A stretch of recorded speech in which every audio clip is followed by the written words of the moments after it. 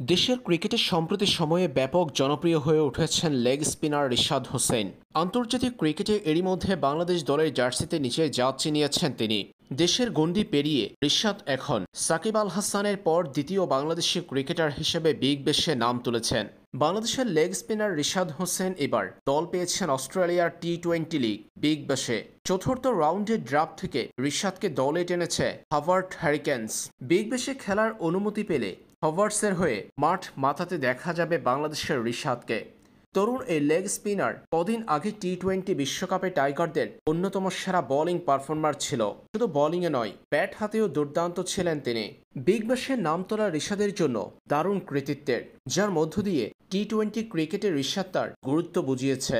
কদিন পরে চলতি বছরের শেষ অংশে অনুষ্ঠিত হবে 2025 আইপিএলের মেগা নিলাম। সেখানে দলগুলো প্রায় পুরো স্কোয়াড খালি করে নতুন করে নিলাম থেকে স্কোয়াড সাজাবে। প্রতিবারই বাংলাদেশ থেকে বেশ কয়েকজন ক্রিকেটার নিলামে থাকে। সাকিব মোস্তাফিজ ছাড়া আর জায়গা হয়নি কারো। এবার রিশাদ হোসেনের জোরালো সম্ভাবনা তৈরি হয়েছে আইপিএলের নিলাম থেকে দল পাওয়ার, যেমনটা বিগ ব্যাশে পেয়েছেন তিনি। নিলাম থেকে হয়তো রিশাদকেও দলে নিতে হুড়োহুড়ি করতে পারে আইপিএলের কয়েকটি ফ্র্যাঞ্চাইজি।